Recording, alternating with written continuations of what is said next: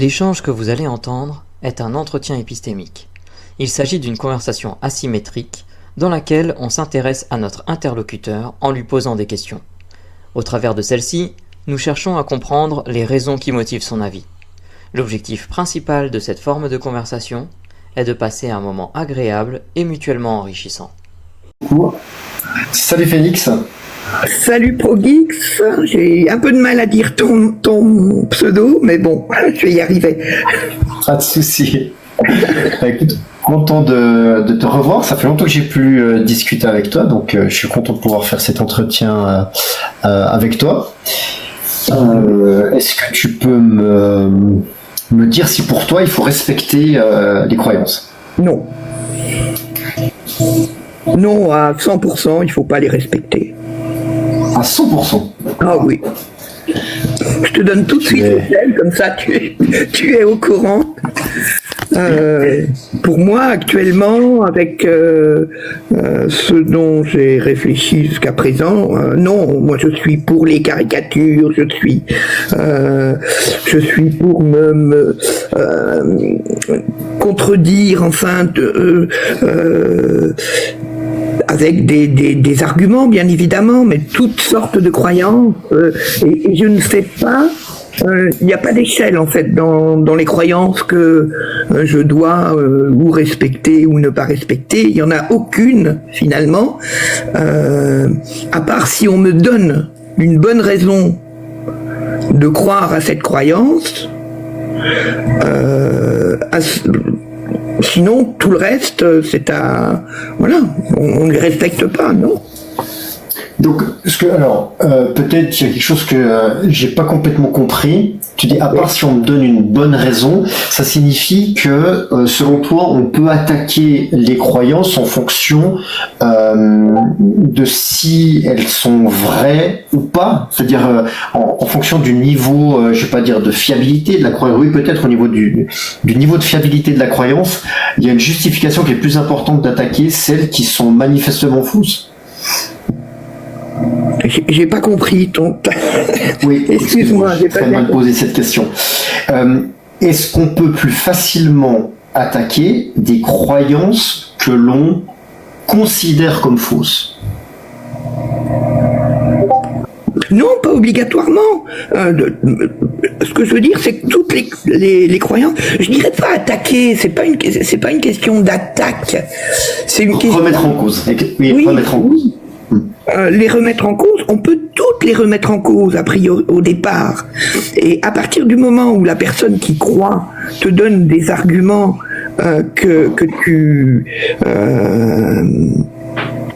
comprends et qui sont logiques et à partir de là, tu te forges ton opinion. Mais au départ, non, il ne faut pas un respect systématique des croyances. Il y a tellement de croyances qui font du mal aux êtres humains que voilà, il faut lutter contre ces croyances, quoi. Voilà. D'accord. Comment t'en es arrivé à 100%, donc à un niveau de conviction très haut, même le plus haut? Comment t'en es arrivé à 100% de niveau de conviction du fait qu'il ne faut pas respecter les croyances? Parce que je pense que l'être humain est libre de choisir suivant ce qu'il a vécu, suivant ce qu'il est. Il est libre de choisir de croire ou ne pas croire au départ. Mais quand on voit le mal que font certaines croyances, je dirais par exemple, j'irais dans des croyances sur se soigner avec des solutions un peu tellement bizarres que voilà, ça fait énormément de mal à l'être humain. Donc à partir de là, je peux pas les respecter, ces croyances-là. Je peux pas, c'est pas possible. D'accord, donc si je comprends bien, tu es convaincu qu'il faut pas respecter les croyances parce que certaines croyances peuvent être dangereuses pour l'être humain et simplement pour protéger ses semblables, tu penses qu'il est bénéfique de pouvoir remettre en cause, critiquer et attaquer les croyances des autres. C'est correct? Oui, tout à fait correct. Qu'est-ce qui pourrait te faire descendre à 99 ou 99,9%? Qu'est-ce qui pourrait faire descendre ça? Est-ce que tu vois des croyances qu'il faudrait pas toucher, qui sont un petit peu voilà, ou d'autres raisons qu'est-ce qui pourrait te faire descendre ton niveau de conviction? Je crois pas pouvoir faire descendre ce niveau de conviction que j'ai actuellement et que j'aurai, je pense, jusqu'à mes dernières heures.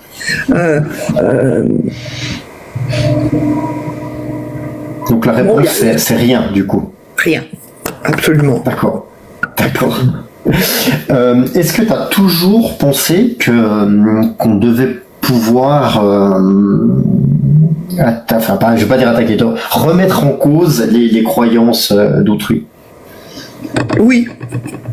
Peut-être pas quand j'étais jeune, parce que j'ai eu des périodes où je croyais à certaines choses très bizarres, mais ça c'est le fait d'être jeune, hein. Quand tu as 20 ans, tu crois à plein de choses, puis après la vie te montre que tu as eu tort et tu changes d'avis, quoi.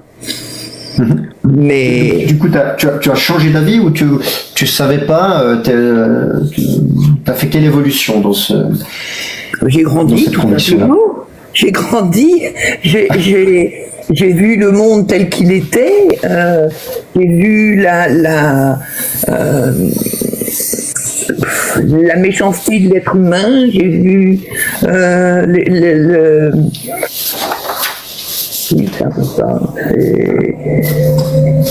j'ai vu et j'ai grandi, tout simplement.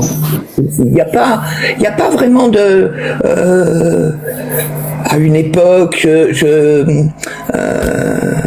je suis allé en Inde et je suivais un gourou, c'était drôle, mais j'avais 18 ans, donc c'était hyper intéressant pour quand tu as 18 ans. Mais quand tu as 30 ans et que tu as des enfants, eh bien tu laisses tomber tout ça et le but de ta vie après c'est d'élever tes enfants et de mener ta vie du mieux que tu peux, voilà. D'accord. Le fait que tu sois à 100%, comme tu es habitué du live épistémique, tu sais que c'est une conviction très très forte et très souvent on se dit tiens, quand on est trop convaincu de quelque chose, c'est peut-être on est trop convaincu et peut-être qu'on n'est pas forcément dans le vrai. Je sais pas si c'est possible. Je peux le dire comme ça.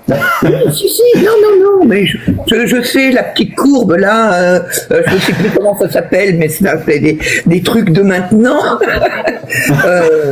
Dont je ne connais pas le nom, je me souviens plus comment ça s'appelle. Plus tu es convaincu de quelque chose, ça veut dire que tu n'y connais rien, et moins tu es convaincu. Ouais, c'est l'effet Dunning-Kruger que peut-être voilà, parler, c'est ça? Oui, je le connais sans connaître le nom, tu vois. Mais oui, je suis bien d'accord. Mais il y a le fait. Faut pas oublier que j'ai plus de 70 ans et que ça marche pour des personnes plus jeunes qui apprennent. Moi, c'est fini, j'apprends plus. J'écoute, j'essaie de comprendre certaines choses, mais je n'apprends plus, c'est fini, j'ai autre chose à faire maintenant de ma vie. Pourquoi par exemple je suis sur vos lives systématiquement, c'est que j'adore entendre les personnes exposer leurs idées et parfois ça me conforte dans mes opinions et d'autres fois ça me fait réfléchir, bien évidemment, mais oui, je reste sur mon 100%, quoi, vraiment, j'ai pas de problème. Pas de souci, je suis obligé de rebondir sur le fait que tu me dis qu'à 70 ans tu n'apprends plus. Le fait de venir sur les lives et de dire toi-même que ça te fait réfléchir, est-ce que c'est pas ça apprendre aussi? Oui, si. Oui, tout à fait. Je vais peut-être mal utiliser des mauvais mots. C'est vrai, parce que oui, par exemple, l'effet Dennis Kruger, là, je ne connaissais absolument pas. Et je pense pas que ce soit quelque chose qui date de il y a 60 ou enfin on en parle maintenant, on n'en parlait pas il y a 40 ou 50 ans. Tu vois ce que je veux dire? Il y a d'autres choses à faire. Donc voilà. Donc c'est vrai que j'apprends des choses, bien évidemment, mais c'est-à-dire comment expliquer, me forger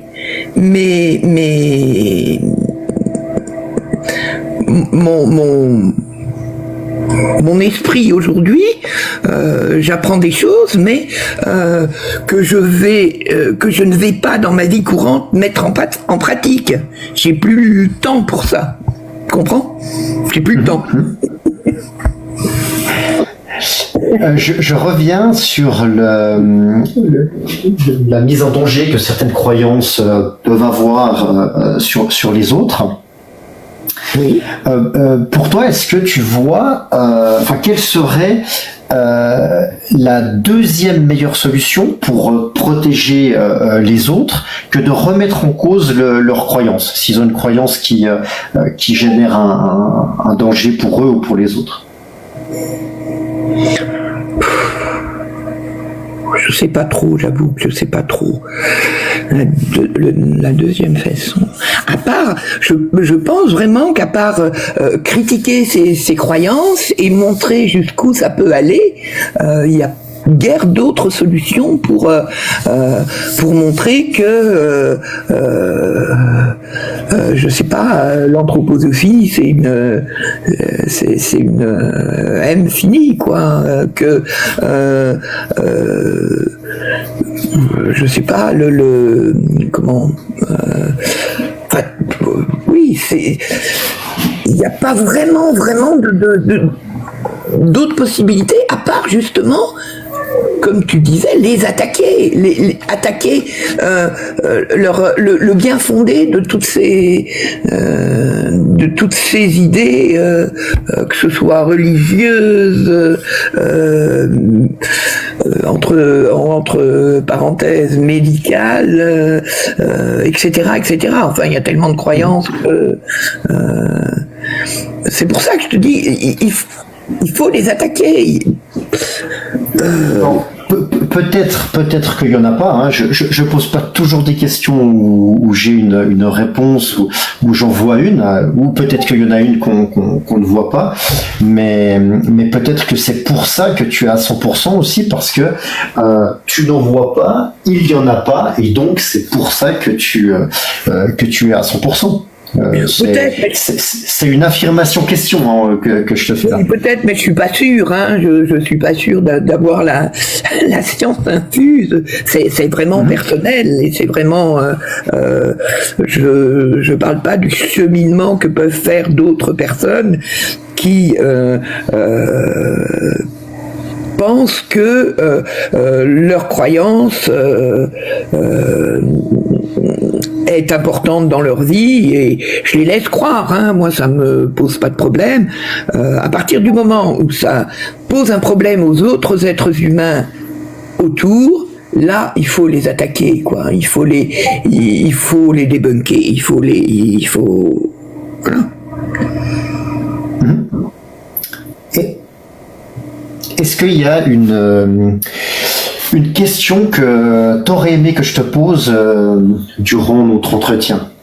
Ben, j'aurais aimé parler, en fait, de ce que j'ai dit au tout début de l'entretien, c'est-à-dire du droit au blasphème, que je trouve hyper important, qui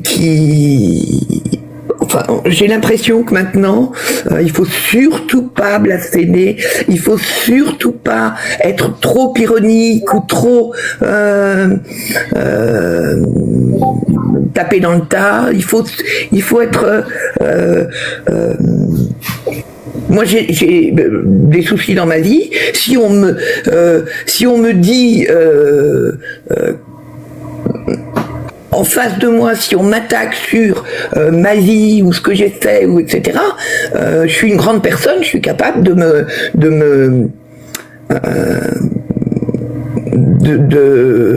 comment on dit? Je cherche le mot. Te défendre.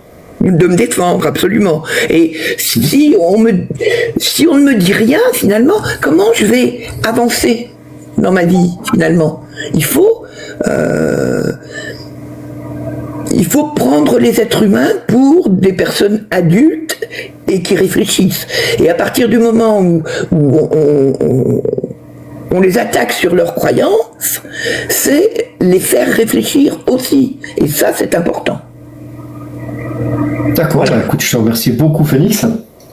Je vais demander à Epistémique s'il a une question à emporter pour toi, et ensuite, ça sera la question habituelle que tu connais déjà très certainement. Non, je te remercie. Non, j'ai pas de questions. Non, merci. Merci, Epistémique. Alors, Phoenix, je vais te poser la question habituelle. Tu la connais, c'est comment tu t'es senti pendant notre entretien cet après-midi? Bah, très bien, comme d'habitude. J'ai pas toujours les mots adéquats, quelquefois c'est un petit peu difficile pour moi, mais c'était super. J'essaie de m'arranger petit à petit au fil des entretiens épistémiques, j'essaie de de grandir un petit peu, mais bon, c'est pas toujours facile, quoi. Mais voilà. Ben, c'était très bien, j'ai eu beaucoup de plaisir à discuter avec toi. Je te remercie beaucoup pour ton passage et puis je te dis à la prochaine. Mais à la prochaine, bien évidemment. Bonne soirée à tous et à dimanche prochain si vous êtes là. Merci, bonne soirée à toi aussi.